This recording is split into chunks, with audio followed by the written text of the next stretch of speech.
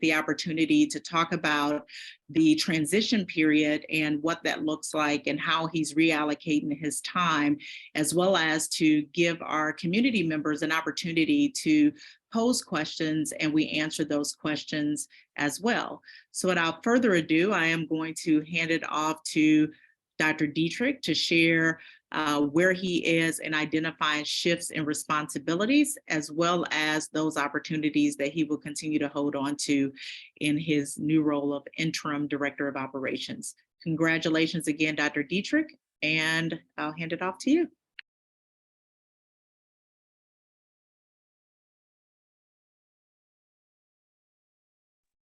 What's funny is I started talking, and in the next room next to me is Dr. Maxwell. Wave, Dr. Maxwell. He was like, you need to unmute yourself, and I could hear him through the door. So thank you, Dr. Maxwell. Thank you so much for having me this evening. I very excited about this opportunity. I like to consider myself very blue collar roots.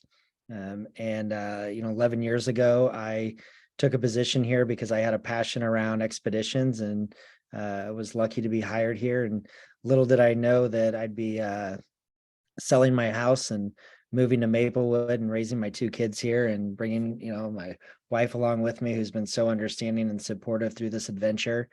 And this is kind of the next step in that adventure for me.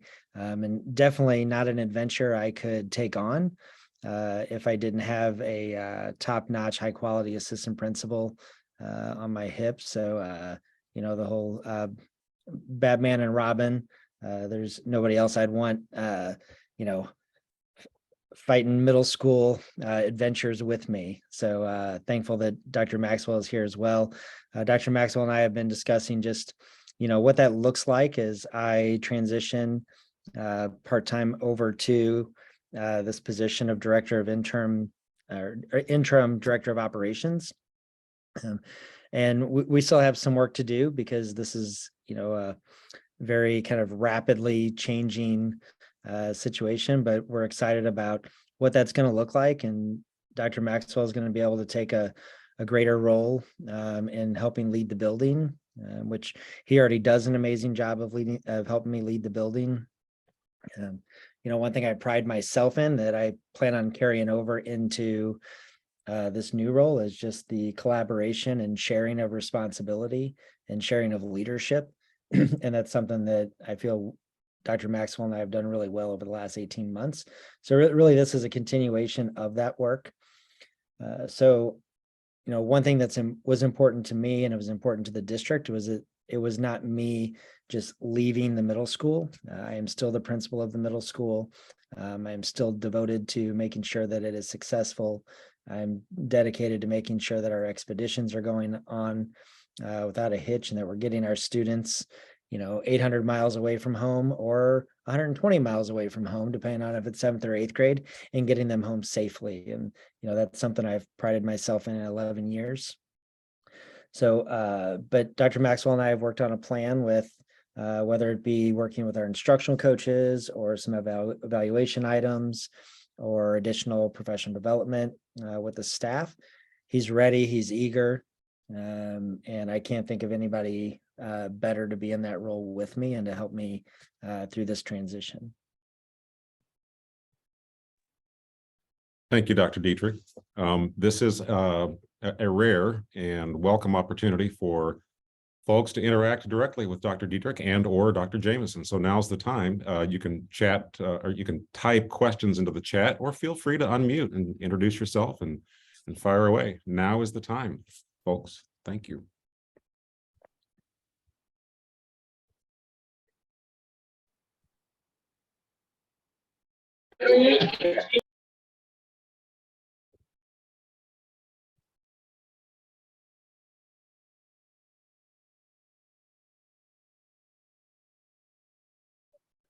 I heard Dr. Bob Dylan start to come across. I'm gonna take a wild stab because I've read one or two of his books. That he's probably going to ask something about space design or intentional space design. So I'm just going to go out on a limb here and just try to predict. But I think as I move into this new role, and Dr. Dillon, forgive me if I'm wrong and assuming wrong, but I would say one of the important things to me that I learned as I moved to MRH is how important safe and inspirational spaces are, how their spaces need to be inviting, but also safe, right? So we need to make sure that we're very intentional in our design of spaces, or intentionally adapting spaces as well. So whether that be spaces for our sustainability efforts, and making sure that we're bringing some of those back to life. There's some things that we lost through COVID around our sustainability efforts, and those are some things that I definitely want to target as principal of a national green ribbon school. That is definitely something that is important to me, and something that I would love to see more green schools in our district. We're doing the work, so we need to make sure that we're making sure that those efforts are recognized, K-12. I just took a wild stab.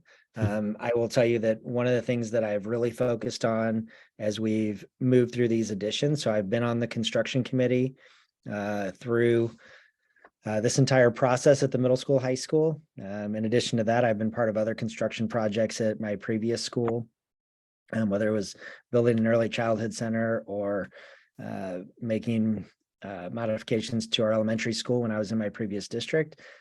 I have been to probably 90% of the construction meetings as we've been going through this, because that is a passion of mine.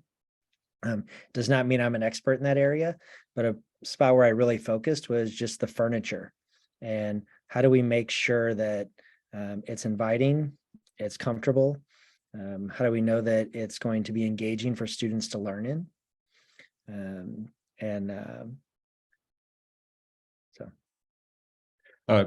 Dr. Dittrich, from the chat, Dr. Dillon is also asking, can we get an update on high school construction? Where do we stand on that? And perhaps Dr. Jameson could weigh in as well. Yeah, I can probably jump in with that. We give monthly updates during the board meeting on where we are. We are on track for building A, and the high school principals as well as the alt services program are in the process of identifying furniture for those spaces. The foundation has actually been poured already for building A, is what we're calling it. And the metal pieces that will be a part of the building are actually going up as well. And so in thinking about the winter months, we did make some shifts in where those contracted workers are actually working to ensure that we basically box the building in so that we don't lose time over the winter months. But we do provide those updates monthly during the board meeting. We give updates on where we are with contingency funds, as well as what expenditures look like and what change orders have been made. But I'd be more than happy to send you the link for that information as well as the updates. From the chat, Sean Cronin says, just a general question regarding the management turnover in the district. Is all the turnover in the administration common or expected? Is it normal? I would say pending the coming out of the pandemic, which we're not quite out of, turnover in many districts is occurring all over. And so that's not just in teacher positions. You're also seeing the same with support staff positions as well as leadership positions. So people come for a purpose. And if that purpose is fulfilled, they stay. And sometimes people are looking for other opportunities. I will definitely tell you that our compensation, benefits, and task force is looking at what salaries look like across the region. That's one of the pieces that we've been getting feedback on from that committee, is that we need to be more competitive from a salary standpoint, as well as looking at our district calendar and some of those other pieces. So I would say, as far as turnover, this time frame right now, pending the pandemic, it is normal. So it's not just something that's occurring here in MRH. While rare, I would say that the elementary school for the past 3 years has probably had the most transition, in our middle school from a teaching perspective has probably been most stable. So when you think about the buildings in our district that have experienced the most turnover, it would be the elementary school, but that has been the case for the last 3 years. And our middle and high school, from a teaching core standpoint, has been fairly stable. And Dr. Dittrich can add to that regarding his staff retention rates. Yeah, so I guess since COVID, beginning of COVID, we've lost 2 teachers, one moving out of state, and the second one moving districts. But overall, our building has been very, very stable. And, one of the big reasons why I felt more comfortable making a transition like this, knowing that I have Dr. Maxwell, but also knowing the staff and the students and the parents I have that support this building, it was definitely, this decision is a tribute to them as well and the support that they give me. I would also add, I'm sorry, Ed, looking at our superintendent meetings that we've been having, part of that conversation is also around creating a pipeline. And so we're seeing more people transition out of education into principalship, but this is also the case with superintendents. And so just in the state of Missouri, we have more than half of our superintendents who have been in the position for 2 years or less. And so the turnover is not just from the teaching core standpoint, it really has changed drastically as we are moving out of the pandemic. We have kind of parallel questions from Cindy Crater and Beth Vesper, but I do want to read them both. Ms. Crater says, I understand you will maintain a dual role for the remainder of the year. What will next year look like? And Ms. Vesper writes, is this a permanent dual role for Dr. Dittrich? If not, is the district going to hire for next school year? And if so, for which position? Well, I can start with that one. Right now, we needed to fill a gap, and it was easy to identify that person with the skill set to be able to do that. So the dual role for right now is for right now, and that position does have to post, and any interested candidates can apply for that position. So the other question was for which. So right now, the only vacancy that we have is the Director of Operations. All right. Those are the pending questions we have. Now's the time, friends.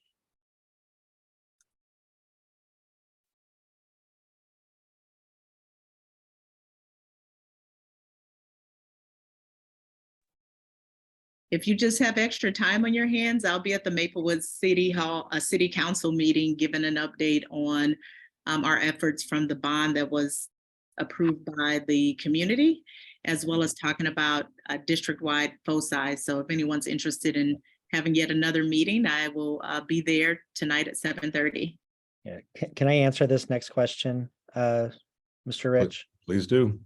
Yeah, so the question, will middle school teachers be pulled to help with administrative duties? That has been a conversation that we started right off the bat. I think everybody can agree that teachers have enough on their plate. And one of our goals is for this not to create additional work for them. So that is definitely something we have talked about, and no, our intent at this time is not to be pulling teachers for additional administrative duties. I can actually, I think, Dr. Dillon, I think I understand your question. What goals do we have for the operations department for second semester? So the department has had goals, as well as all of my other departments. They'll be presenting those goals to the community during the February board meeting. But some main priorities are to really have facility audits, so that as we are currently in the strategic planning process and identifying goals, we know what our facility needs are, so that a 3 to 5 year plan can be developed, so that we can strategically use taxpayers' funds to identify annually those things we want to address.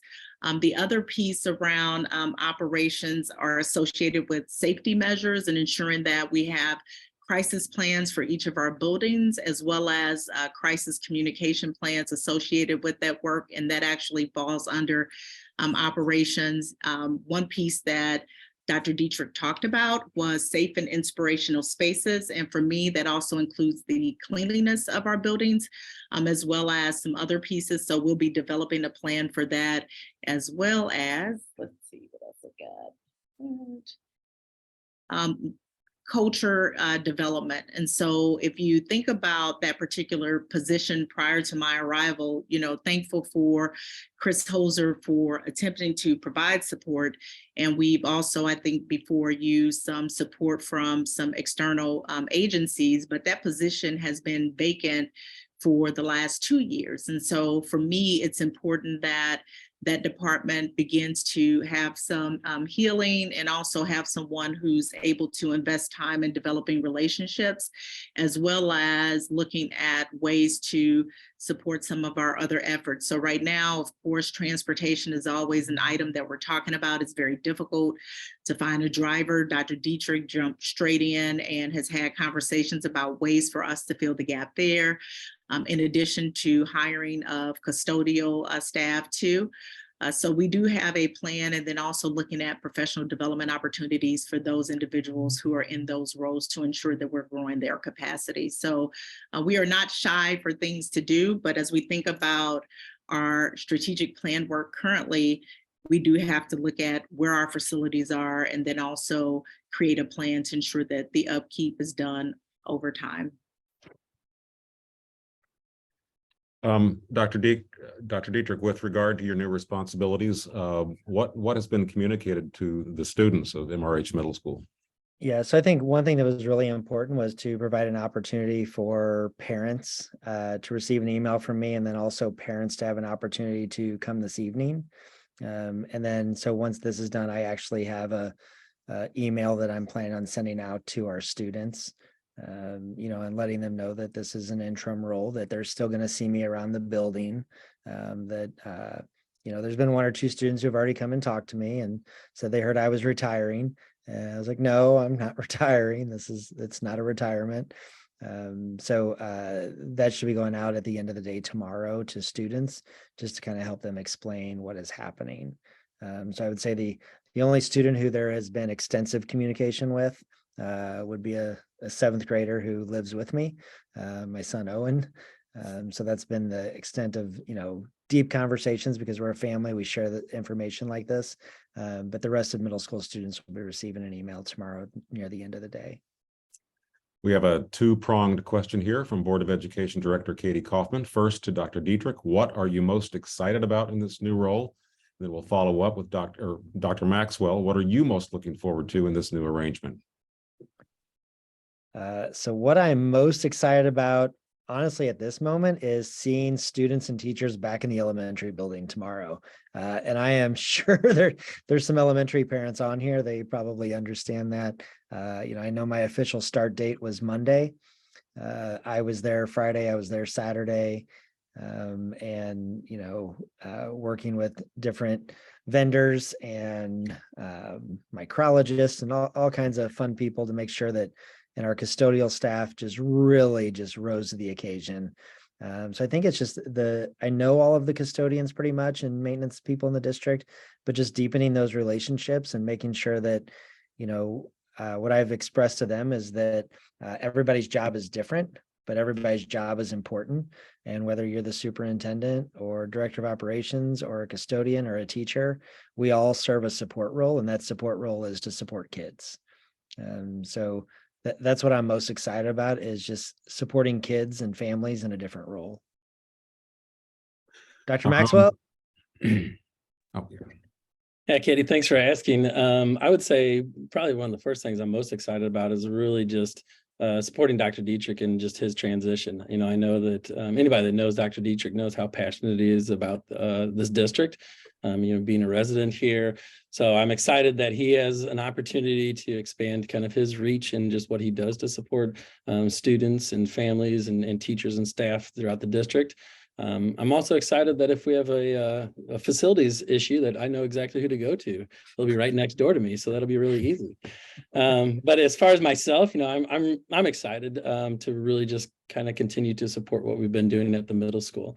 I've been a head principal in Rockwood. I've been a head principal in Parkway and Ferguson Florissant, and so this is a role that I'm familiar with. But really, what I know about this role is that it's about supporting the people around you.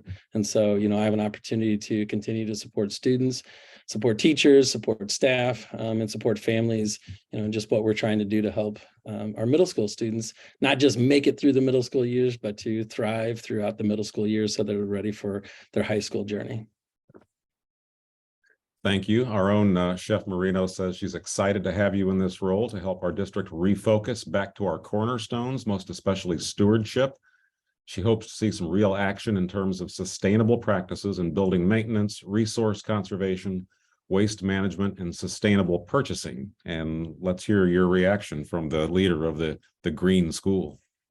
Yeah, so well, Chef Moreno can tell you that I was actually part of a meeting with her, I guess about a year and a half ago, about what it looks like for our elementary school to begin those steps. Well, they've already began the steps, but what the process looks like through USGBC and National Green Schools to get them on the right track. Let me take that back. They're on the right track. It's validating a lot of the work that they're already doing. But then also fine tuning that. So that's something we can look at in the future. I completely agree with you on our waste management. I already have a list of items in my entry plan that I'm looking at targeting right away, whether that's, through our custodial group or through our food services. I think there's some things that, I'm not coming in to change the world, but we're definitely going to come in and we can fine tune, and I'm going to listen and I'm going to learn, and we're going to make some decisions. And then your comment about sustainable purchasing, I think it goes a step further than that. I think it's also, how do we sustainable purchasing, but also how do we purchase more local? If we need certain things, I'd much rather have one of our maintenance guys, if it's in stock, instead of running up to Lowe's, which is important to our tax base. But what does it mean for them to go to family-owned True Value on Manchester, right, and make some purchases? Because they have programs through True Value for competitive purchasing, and I'm sure there's other businesses that are local that we can continue to support. Dr. Jameson, can you talk a little bit of? Okay. Oh. Yeah, there she is. Dr. Jameson, can you talk a little bit about the athletic director role that recently became available? And I don't know if this is an intentional pun, but who's covering the bases now? Will that job be posted? That's funny. So I'll start with some of the conversations that I've had with either coaches or looking at MRH youth sports. And what I'm hearing is that we need to grow our middle school programming around athletics to create a pipeline for the high school. And so conversations are still being had in regards to what that role could look like and the potential for that. Because what I will say is that I honor the conversations that I have with our staff members. And so last year, when our previous athletic director, Amber Jordan, decided to step away, one of the things that she told me is that the athletic director role is a full-time role, and it's very difficult to do that when you are carrying a full classroom course load. So in honoring that, we are really looking at what is our vision for our athletics program, and then what needs to happen in order to realize that. So right now, I'm thankful for our amazing team members. Each of them has a role in some of those opportunities. One of my team members will be attending the athletic director meeting. So to answer your question, yes, that position will post. What it will look like has not yet been defined. So please stay tuned for that. The next question is very brass tacks. As parents, if we have middle school questions, where do we turn? Who do we turn to now? Dr. Jameson, just send everything to her. So, no. So the thing is, I'm still at the middle school. So if you would normally reach out to me at this time, reach out to me.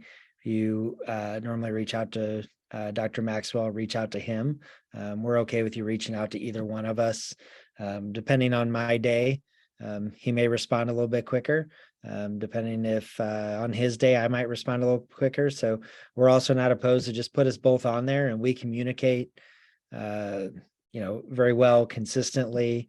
So you can reach out to either one of us, both of us, and we'll do whatever we can to meet your needs when we as soon as possible. Kim Gifford thanks you for mentioning the elementary school and would like us to expand on the mitigation measures that were done to improve the school air quality since last week. Since Dr. Dittrich is stepping into that role, I'll have him to start, and then I will fill the gap around other areas that I feel need to be added. Are you okay with that, Dr. D? Oh, please. Knock yourself out. Yeah. So obviously when I came on board Friday, I immediately went over, we started talking about what the air quality was. I believe we had over 50 different air scrubbers in individual classrooms and in hallways. So those run HEPA filters. So we are running those. We also are changing our air filters from MERV 8s to MERV 11s, which basically take us from an 80% efficiency to a 90% efficiency. And then obviously anything that looks contaminated or anything, they were kind of teasing me because I was kind of living by the when in doubt, rip it out. So if I saw drywall that looked even suspicious, it was leaving. And I kind of stuck to that mentality because I don't think we can take risk with our kids' health or our teachers' health. Or administrators' health or custodians' health. So it was really a full-on attack. The entire gym floor now in our gym is gone, the entire wood floor. Once that was ripped out, there was still some water underneath. We contracted with First Onsite for our entire building. They went in, they extracted it. They then steamed it with an antimicrobial, then came back through again and sprayed everything after they did that. And that was pretty consistent that anywhere we went, we wiped down and cleaned all of the horizontal surfaces. Any individual items were wiped down. I mean, it was an army of people. When I tell you that First Onsite brought in an army of people, they did, and they were very thorough. And then we passed our air quality test and we kind of talked about like, hey, like, that's great, but what next, right? Because we just can't kind of live in that area that we're fine now. So let's go back to work. Because there was back to school because there was still work to do. We met with IFS, which is our HVAC company or vendor that we work with, and said, hey, what are other schools doing? What are hospitals doing, right? Our kids deserve, our teachers deserve, anybody in this building deserves the best air. So they recommended some ionization units, which I'm still researching. But based on the initial research that myself and Mr. Holzer did, we took that to Dr. Jameson, and we were able to get approval to have those installed. And basically what that does is it creates like an electrical charge on any dust, pollen, viruses, anything going through our air handling units, to where they chunk together and they fall on a surface, and we're able to clean those up so that they're not airborne. So the company that did our testing was highly impressed. The fact that our numbers were better than outdoor air quality. And we were very excited by the results. But again, we didn't stop there. There was additional things that were put in place. We'll continue to run air scrubbers in the evening and after school, just to continue that for a while. That's something that was recommended to us by the building inspector from Richmond Heights. It wasn't required, but it's something that we're going to continue to do. The ionization units were, mentioned. They were not required, but it was something as a district we decided to do.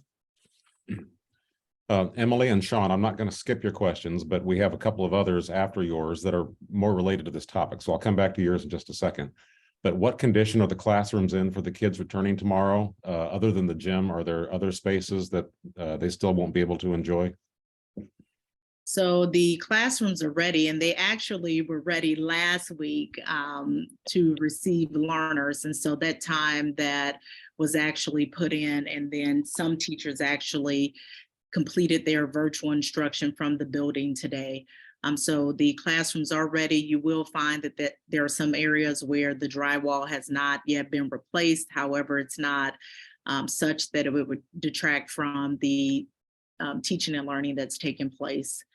And I think the other question is, why did the air not get tested until Friday? That's a great question. So we rely on the experts, and we had plenty of experts. We had the superintendent from First On Site, and when they looked at the humidity of the building and how high the humidity of the building would have needed to be in order for mold to grow, as well as how quickly our team, as well as our partnership with Trico, were able to come in and extract the water. There was no indication that we needed it to be done. So when we actually completed the test on Thursday, the goal was to really get the results back, but the superintendent from First On Site indicated that in 28 years, he had never seen anything like that, meaning with the results coming back. So we were following the feedback from the experts and were not told otherwise.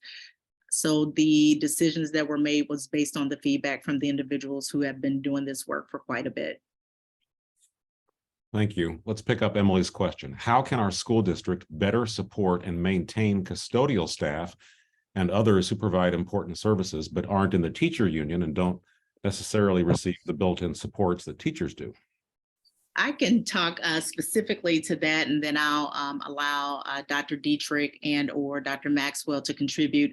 So I meet monthly with multiple groups. One is our teacher leader group, also our support staff group.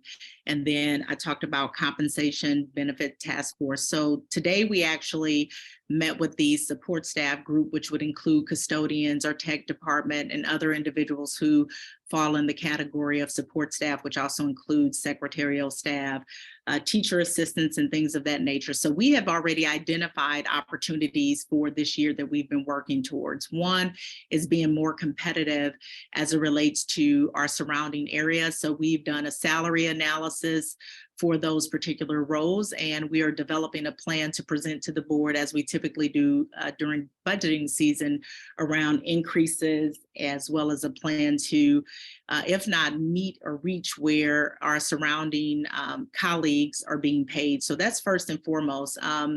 Salaries are a real thing. The pandemic has really demonstrated for us with inflation and things of that nature that there is a level of competition. So someone asked about turnover. If you can go next door and get an extra $10,000, you will go.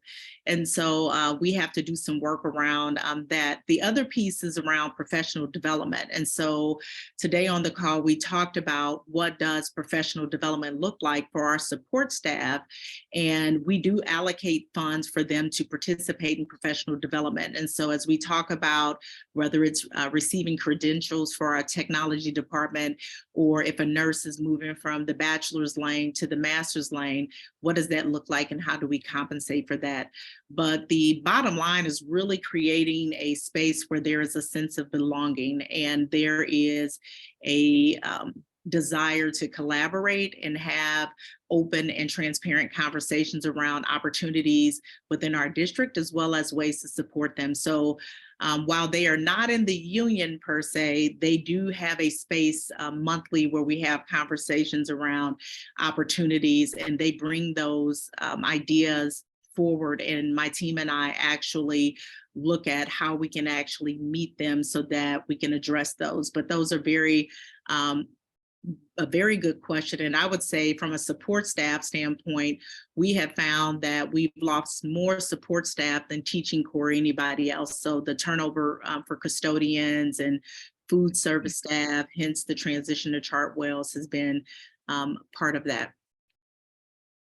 Yeah, Sean? if I can add to that, Dr. Jameson talked a lot about from a district perspective. As a building of operations supervisor, I would say I really don't know yet until I sit down and talk to them about how do I support them on the ground. So part of that is, this week I'm meeting with the leaders of those departments. And actually Friday I have my first one. I'm going in and meeting with, the different teams in the district. So Friday, I believe I'm meeting with the AM crew of the elementary custodial staff. And I have those scheduled over the next week and a half. And part of my questions is how can I make sure that they have a voice? How can I make sure that they feel supported? So to answer it from my perspective, I don't know yet, but that's the purpose of my meetings, is to make sure that they have a voice with me and I can listen. Sean Cronin says, as a parent of a student entering the middle school next fall, he appreciates the transparency and the opportunity to have these discussions. Well, so do we. Just personally speaking, when we get more than 24 participants on a Tuesday night during the dinner hour, when the Blue Devils are playing the Brentwood Eagles at the same time, I think that's a real display of commitment that I appreciate. So, all right, continuing on. When can teachers, staff expect to be able to buy and or replace rugs and floor pillows and other items that got lost in the deluge at the elementary? Will these all be covered by insurance or the district? She writes, the cozy learning spaces are now very sterile, and I know students will miss having those spaces. So I can give some information in regards to that. I don't have the actual report, but I did receive numbers in regards to the cost for our remediation efforts and also the cost for replacement and restoral of some of those pieces. And I will tell you that the first day back that I was in the building with staff, I walked every classroom, talked to every teacher, and the feelings for some of our staff members who lost items that were either gifted to them from someone. I think someone had a instrument that was damaged. And so that is a very emotional piece to unpack. And so, I just want to say that first. And so all of the staff, even though they have lost a great deal of their own personal items, have really been very flexible in working with us to identify what those replacements are. So we did actually catalog all of those items. Those items will be replaced. What we are working on right now is actually purchasing the items for the classrooms, and then we'll keep the receipts for those items because reimbursement will come from the insurance company. So that is already covered. We've already had those items. The insurance company has access to all of those items that have been cataloged, which also includes some of our library books. So that's exciting to know that those will be replaced as well. So those orders will be going in as soon as we are able to get the team members and staff members in the building. Typically, the secretarial staff will make those purchases, and depending on where they came from. So some items came from Amazon, some came from other places, and quite honestly, some will not be able to be replaced because they were made by other people. And so that's why I said that while we're grateful to be back in the building, there's still some pieces that our staff will be struggling and grappling with because they will not be able to have those items replaced. But it's all covered by the insurance company. Thank you. That seems to conclude the questions that are in the chat. I will tell you all that mrhschools.net is a terrific place to find all the email addresses and phone numbers of district leadership. Dr. Dittrich's name and face appear on many more pages on the website now. He's everywhere. Don't scare him. We're easy to find, and we welcome all inquiries. So, all right. I think that's going to wrap it up. Any parting words, Dr. Dittrich, Dr. Jameson? I just like to offer that I am highly accessible and very responsive. And if you have talked to any of our community members, they will tell you if they send an email, I respond within 24 hours. And if they put their phone number, I oftentimes pick up the phone and engage in conversation because that's how we grow as a community. So I would encourage you to reach out, join any of my coffee and conversations. There is no script, it's just open conversation. But that is how we build relationships. That's how we build community. That's how we get to know each other, because I'm here to serve your children. I'm here to serve our staff. And I think they love me and I love them too. And so check out some of the posts that I have on either Twitter or Facebook. I was out in classrooms today, and quite honestly, that's my happy space. And so not being able to be in the elementary school and see our kids in their spaces has been very difficult because we both know that having them in person person in front of a high quality teacher is the best way for them to learn, not over Zoom. So while we had to make that tough decision, please know that that is not the intended approach that we want to take to teaching and learning. So thank you all for being here tonight. Yeah. Ed, if I could real quick, I just want to say I'm looking at the names that are in here, and it's, current parents and former parents and future parents and some community leaders. And, that excites me that they came out tonight to hear this. And one thing I didn't mention was, another thing on my schedule for next week and the following week is meeting with community representatives, whether that's our fire department, whether it's MRH Youth Sports, whether it's Joe's Place. Those are all important things to Director of Operations and making sure things are going well. So if you're one of those people on this call that's with one of those organizations, I will be looking for you soon. All right. Thank you very much. Have a great night, everybody. I just want to add one more thing. Because of the aforementioned Blue Devils versus Eagles game, I had a lot of inquiries from people saying, "Oh, please record the session so we can watch it later." I've done that. So if you run across anybody who says, "Hey, I missed the meeting," I will be publishing and sending out the link to watch this meeting later. So, all right. Thanks again. Have a great Tuesday night. Thank you. Bye.